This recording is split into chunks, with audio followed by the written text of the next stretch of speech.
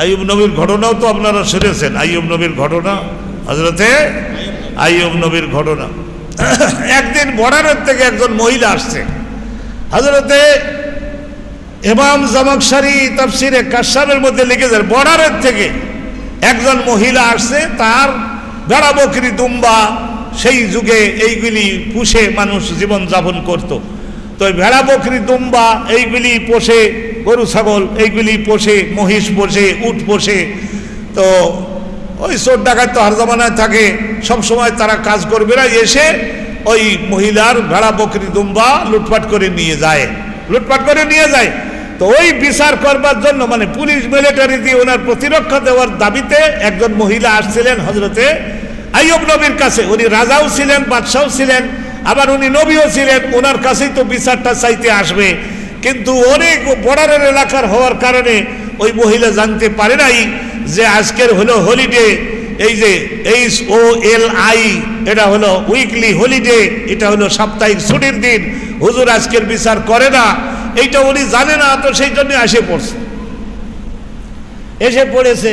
আচ্ছা ভালো, তুমি নবী, ক্লান্ত আছো তা তো আমরা সবাই জানি, সব সময় কাজ করছো, কিন্তু আজকের একটু শুক্রবার ছুটির দিন, এই মহিলাকে ভালো কণ্ঠে সুন্দর করে বুঝাইয়া দিলে হতো যে আজকের আমি বিচার টিচার করি না, এখানে থাকেন, এই শনিবারে আপনার বিচারটা আমি করে দিব, ওই এলাকার পাপিষ্ঠ দমনের জন্য পুলিশ মিলিটারি যা লাগে আমি দিব, আপনার মাল উদ্ধার করে দিব, বুঝাইয়া বললে মেয়ে লোকটা কিন্তু খুশি হতো। কিন্তু উনি একটু রাগ হয়ে গেলেন, এই ঝাড়ি টাড়ি দিলেন, আমি খুবই ক্লান্ত, জানো না আজকের এইরকম ভাবে সাপ্তাহিক বন্ধের দিন এইরকম রাজা বাদশারা যেরকম করে, এইরকম মানে ক্ষমতা হয়ে গেলে মেজাজ ঠিক রাখা খুব কঠিন, এইরকম বলেছে। বলবার পরে ওই মহিলা দেখলো যে আমার ছাগল ভেড়া দুম্বা গেছে, এই যে ঝাড়ি হুজুর দেশে, তাই নিজে আর বিচার করবে সেইটা তো আর আশা করা যায় না। তাই এই জন্য বিচার না নিয়েই বাস বুড়ি আবার নিজের দেশকে বহুদিন কান্দাকাটি করেছে, শুনলাম কি আর পাইলাম কি। তো আল্লাহ রাব্বুল আলামিন এই ঘটনাটাকে সিরিয়াসলি গ্রহণ করলেন। তুমি এত ক্লান্ত হয়ে গেলে, হ্যাঁ আইয়ুব, তুমি এত ক্লান্ত হয়ে গেলে, এত পরিশ্রান্ত হয়ে গেলে, এই প্রায় 50 মাইল দূরের থেকে উটের পিঠে চড়ে আমার দুর্বল বান্দি তোমার কাছে বিচার চাইতে আসলো, আর তুমি তার বিচারটা না করে এমন ঝাড়ি তুমি তারে দেছো। আচ্ছা ঠিক আছে, আমার বান্দারা তোমার অনেক কষ্ট দিয়ে ফেলেছে, তা ঠিক আছে তোমার একটু বিশ্রামে পাঠাই। এই কথা বলেই হযরতে আইয়ুব পয়গম্বরের বংশে ওই রোগটা ছিল। কোন রোগটা? ওই যে দাউদের মতো, চামড়ার মধ্যে দাউদ, মাথায় দাউদ, এই ধরনের চুলকানি হয়, এটা ফুলে ফুলে ওঠে, তারপরে পুজও বাহির হয়। এই অসুখটা দিলেন এবং শেষ পর্যন্ত অনেক গরু, অনেক উট, অনেক ভেড়া ছাগল দম্বা বকরি নবী হিসাবে ওনার গা চেটে দিত। অন্য সময় তারা ওই সমস্ত পুজে যখন চাটন দেশে, আর ওই রোগ তাদের মধ্যেও ঢুকেছে। এইভাবে ঢুকতে ঢুকতে শেষ পর্যন্ত সব ভেড়া বকরি দুম্বা ছাগল গরু মহিষ উট যা ছিল, যাকে এক একদিনে উনি শোনেন, এক একদিনে 500 মরেছে। কি করা যাবে? এইরা মরতে মরতে শেষ পর্যন্ত ওনার যখন সারা শরীরে এটা ছড়াইয়ে পড়লো, আর কাছে ধারাও টেকা যায় না, দুর্গন্ধ এইরকম হতেছে। তো শেষ পর্যন্ত ওনার কয়েকজন স্ত্রী ছিল। সেই জমানায় মানবের বংশ বৃদ্ধির জন্য যাদের আর্থিক সক্ষমতা আছে, যাদের দৈহিক সক্ষমতা আছে, তাদের এই ধরনের মোর দ্যান 4 অতিরিক্ত স্ত্রী গ্রহণেরও অনুমোদন ছিল। তো অতএব সব স্ত্রীরা গেলেন। আপনারা শুনেছেন আম্মাজান হযরতে বিবি রহিমা, উনি বললেন যে আমি বিশ্বাস করি আপনি আল্লাহর একজন কি, জোরে বলবেন, নবী। আপনি আল্লাহর একজন কি? নবী। আরে নবী বলতে যে ওলি, আরে নবীরা তো ওলি হয়েছে। একজন যে MA পাস, ডক্টরেট, সে IA পাস হয় নাই। IA পাস না হলে সে অত উপরে গেল কি করে?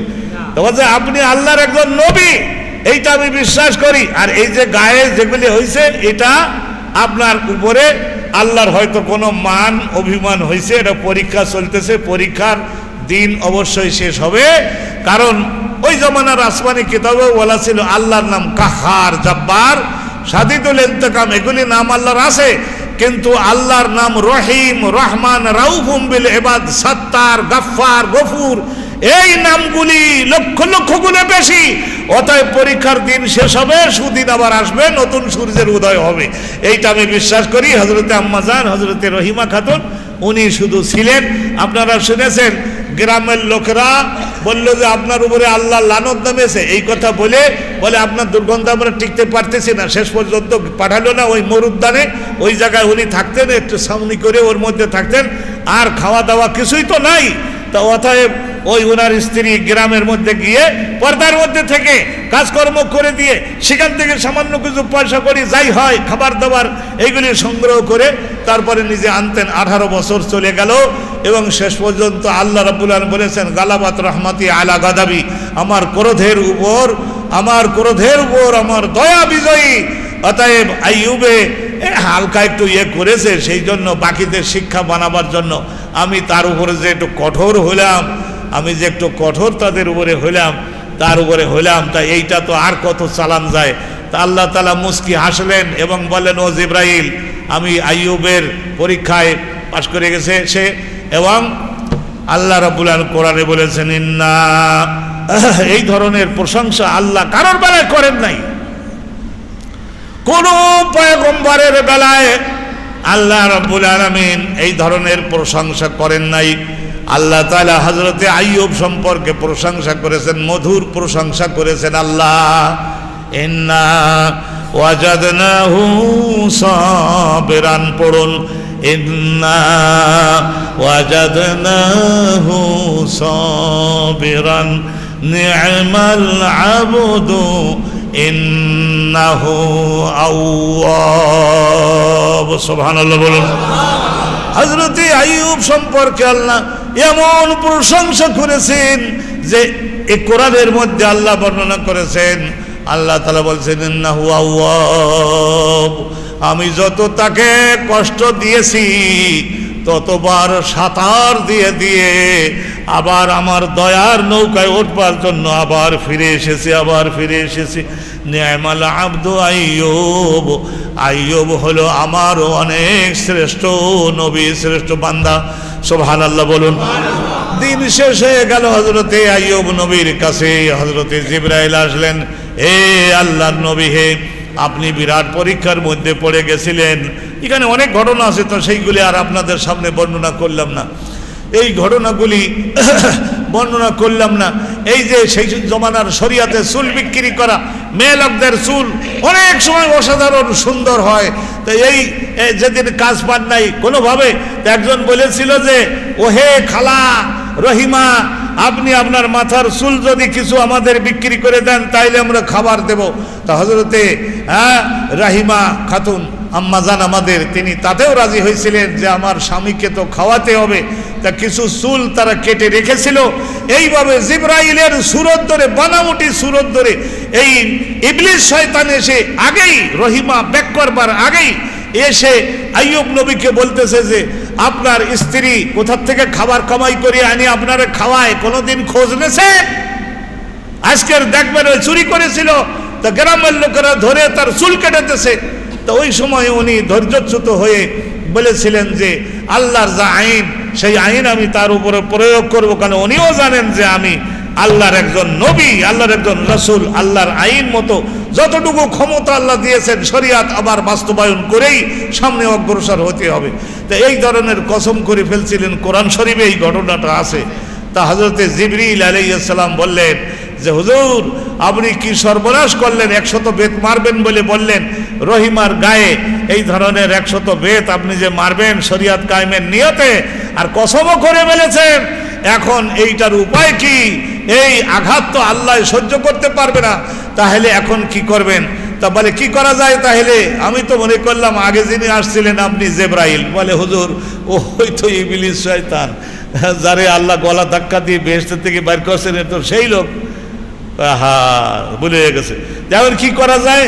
তখন হযরতে জিবরিল বললেন, আমি ওই নদীর পাড়ের দিকে যাচ্ছি, ওখানে গিয়ে বড় বড় দেহ বিশিষ্ট যে সমস্ত ঘাস, এই ধরনের ঘাস 100 কেটে আনলেন, সুন্দর করে গোছে একটা মুঠি বানাইয়ে দিলেন, আর বললেন যে আপনার স্ত্রী আসবার পরে আপনি একজন নবী, আপনার কসমটাও ঠিক থাকুক আর ওনারও দেহে কোনো আঘাত না লাগুক, এইভাবে আপনি দুই এক বাড়ি দিয়ে দিলেন, তাতে 100 বেত মারার কাজটাও হয়ে গেল। মুস্কি হেসে দিবেন, উনিও রাজি থাকবেন। এইভাবে করলেন। আল্লাহ পাক রব্বুল আলামিন জিবরাইলকে পাঠালেন, ও জিবরাইল যাও, আইয়ুব আমার এত কষ্ট করেছি, আমি আল্লাহ আর সহ্য করতে পারি না। গায়ের পোকা যখন পড়ে যায় তখন উনি বলতেন যে তোমার রিজিক আল্লাহ আমার দেহে রেখেছেন, কোথায় যাবা? আবার উঠে পড়ে যাওয়া পোকাটাকে উঠাইয়ে নিজের গোশতের মধ্যে আবার দিয়ে দিতেন কোন কোন কিতাবে লেখে। কিন্তু যখন নাকি গালের মধ্যে, এই ঠোঁটের মধ্যে, জিহ্বার মধ্যে পোকাগণ আক্রমণ করা শুরু করলো, তখন তিনি আল্লাহর কাছে বলেছিলেন যে আল্লাহ, আমার এই মুখটা, গালটা, জিহ্বাটা, তালুটা, মূর্ধাটা, এইটা কণ্ঠটা যদি পোকায় আক্রমণ করে তাহলে ওই গালটা দ্বারা তো আমি আর কষ্টের কারণে আপনার জিকিরটা করতে পারবো না, ওই জায়গাটা একটু নিরাপদকে রাখা যায় না। আল্লাহ রব্বুল আলামিন বলেন যেটা কবুল হলো। তো ওই জায়গায় হযরতে জিবরিল ফেরেশতা আসলেন। উনি কি করলেন? ওই জায়গায় বললেন যে হে আল্লাহর নবী, নির্দিষ্ট একটা জায়গা দেখাইয়ে বললেন যে আপনাকে করতে হবে এই জায়গাটাতে আপনি নিজের পায়ের গোড়ালির সাহায্যে একটু আঘাত করেন, গোড়ালির সাহায্যে একটু আঘাত করেন। গোড়ালির সাহায্যে আঘাত করলেন, সঙ্গে সঙ্গে একবারে পাকা আমের মতো ওই খোসাটা সরে গেল, পাকা আঙ্গুরের মতো খোসাটা সরে গেল, এবং ওখান থেকে ফিনকি দিয়ে সুন্দর করে একেবারে আল্লাহর কুদরতি পানি বাহির হলো, এবং এক হাত চওড়া হয়ে গেল ওই পানির ওই কূপটা। হযরত কোরআন শরীফে ঘটনাটা আছে, আযা মুগতাসালুন বারিদুন ওয়া শারাব, আপনার জন্য এই পানি দিয়ে এখন গোসল করবার আইন, আপনি সুন্দর করে গোসল করেন। আর কি করলেন? আর এই পানি আপনি পান করুন, এমন সুন্দর আল্লাহর কুদরতি পানি, মেডিসিনে ভরা, একবারে গলা পর্যন্ত পান করলেন। আর সুন্দর করে ডলে ঘষে উনি গোসল করলেন। 1-2 দিনের মধ্যে দেহের সমস্ত পোকাগুলা তো মরেছে। আল্লাহর কুদরত হলে দেরি তো আর হওয়ার কথা না, সারা শরীরের এই সমস্ত ঘাগুলি শুকাইয়ে গেল। আর যখন উনি পানি ঢেলে ঢেলে, একটা মাটির পাত্র ছিল, ওইটাই পানি পান করেন, ওই পানি দ্বারা আবার তিনি মাথায় ঢেলে ঢেলে দিতেছেন। আর ওই পানিটা কি করলেন? যখন দিতেছেন তখন সহিহ বুখারীর বর্ণনায় আছে, ওই পানিটাকে আল্লাহ রাব্বুল আলামিন কি করলেন? আল্লাহ ইন্নাল্লাহা আলা কুল্লি শাইইন, বলেন না কেন? ইন্নাল্লাহা আলা কুল্লি শাইইন কাদির, সকল কাজে ক্ষমতাবান একমাত্র একজন। জোরে বলবেন সেই একজন কেডা? আল্লাহ। ওই পানি ঢেলে দিতে লাগলেন, কিন্তু আল্লাহ রাব্বুল আলামিন জানেন এখন তো সুস্থতা দিলাম, সুস্থতা দেওয়ার সঙ্গে সঙ্গে নবী তো আমার আছে, এখন ইমানের তারাক্কি বহু গুণে হয়ে গেছে, আবার ইসলাম কায়েমের কাজে তারে নিয়োজিত করব, সেই জন্য টাকা কড়ি দরকার। টাকা কড়ি ছাড়া তো ইসলাম কায়েম হয় না। মুসলমান জাতি, বিশেষ করে বাংলাদেশের ইসলামী সেক্টরটা পিছনে পড়ে গেল কেন? যত পীর ওলির দরবারে যাবেন, আর যত ধরনের মাদ্রাসায় যাবেন, যত ধরনের তবলিগের মারকাজে যাবেন, দেখবেন যে they are strongly suffering from poverty, অভাবের কারণে তারা কোনো প্রোগ্রাম বাস্তবায়ন করতে পারে না, অভাব।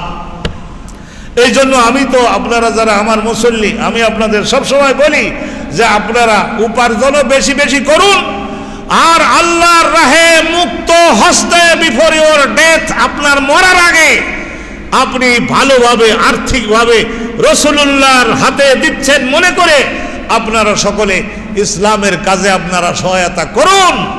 এইটা যদি না করেন তাহলে ইসলামটাকে শক্তিশালীভাবে সেমিটিক হওয়ার দাবিও করে ইসরায়েলের ইহুদিরা, তারা এ দাবিও করে যে তারাও অলসো সেমিটিক, আরবের মুসলমানরা সেমিটিক। হজরতে সাম আর হজরতে হাম আর হজরতে ইয়াফেস, এই 3 ছেলে ইমানদার, আলহামদুলিল্লাহ তাদের বিবাহ শাদী হলো এক একজনের ঘরে। আল্লাহ রাব্বুল আলামিন একবারে 2 জন করে বাচ্চা কাচ্চা দান করলেন, এবং দেখা গেল যে আল্লাহ পৃথিবীর মধ্যে যত মানুষ আছে তাদের সকলের বাপদাদা হলো ওরাই যারা ওই নূহ পয়গম্বরের সঙ্গে নৌকার মধ্যে ছিল। সুবহানাল্লাহ বলে দেন। আমরা খাঁটি একেবারে বাছাই করা সলিড ইমানদারদের বংশ, আমরা কেন ইবলিস শয়তানের দিকে যাব? আল্লাহ আমাদেরকে রাসূলুল্লাহর কাফেলায় কবুল করুন, আমিন। হযরতে আইয়ুব নবীর ঘটনাও তো আপনারা শুনেছেন। আইয়ুব নবীর ঘটনা, হযরতে আইয়ুব নবীর ঘটনা। একদিন বর্ডারের থেকে একজন মহিলা আসছে।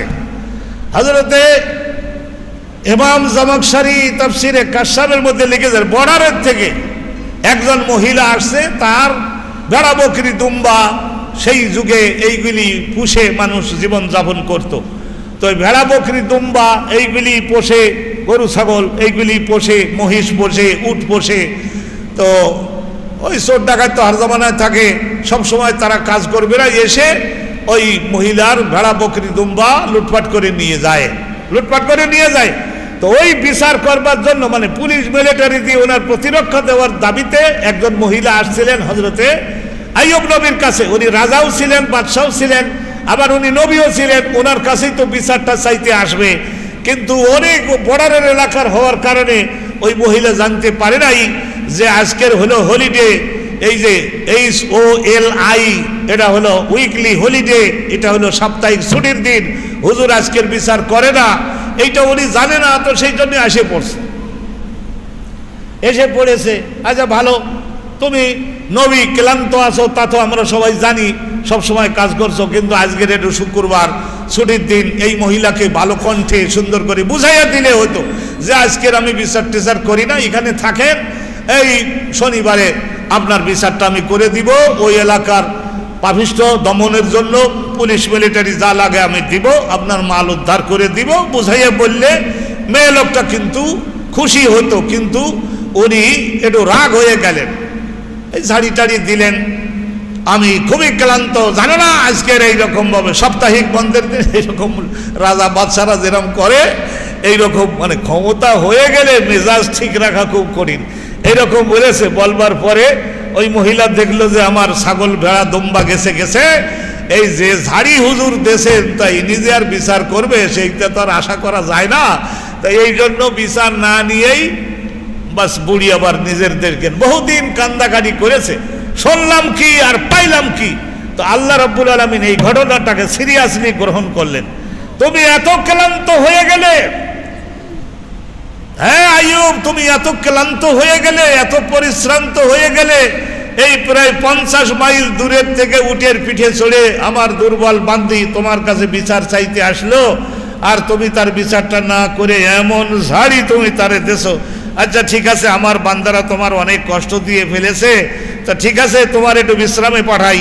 এই কথা বলেই হযরতে আইয়ুব পয়গম্বরের বংশে ওই রোগটা ছিল। কোন রোগটা? ওই যে দাউদের মতো, চামড়ার মধ্যে দাউদ, মাথায় দাউদ, এই ধরনের চুলকানি হয়, এটা ফুলে ফুলে ওঠে, তারপরে পুজও বাহির হয়। এই অসুখটা দিলেন এবং শেষ পর্যন্ত অনেক গরু, অনেক উট, অনেক ভেড়া ছাগল দম্বা বকরি নবী হিসাবে ওনার গা চেটে দিত। অন্য সময় তারা ওই সমস্ত পুজে যখন চাটন দেশে, আর ওই রোগ তাদের মধ্যেও ঢুকেছে। এইভাবে ঢুকতে ঢুকতে শেষ পর্যন্ত সব ভেড়া বকরি দুম্বা ছাগল গরু মহিষ উট যা ছিল, যাকে এক একদিনে উনি শোনেন, এক একদিনে 500 মরেছে। কি করা যাবে? এইরা মরতে মরতে শেষ পর্যন্ত ওনার যখন সারা শরীরে এটা ছড়াইয়ে পড়লো, আর কাছে ধারাও টেকা যায় না, দুর্গন্ধ এইরকম হতেছে। তো শেষ পর্যন্ত ওনার কয়েকজন স্ত্রী ছিল। সেই জমানায় মানবের বংশ বৃদ্ধির জন্য যাদের আর্থিক সক্ষমতা আছে, যাদের দৈহিক সক্ষমতা আছে, তাদের এই ধরনের মোর দ্যান 4 অতিরিক্ত স্ত্রী গ্রহণেরও অনুমোদন ছিল। তো অতএব সব স্ত্রীরা গেলেন। আপনারা শুনেছেন আম্মাজান হযরতে বিবি রহিমা, উনি বললেন যে আমি বিশ্বাস করি আপনি আল্লাহর একজন কি, জোরে বলবেন, নবী। আপনি আল্লাহর একজন কি? নবী। আরে নবী,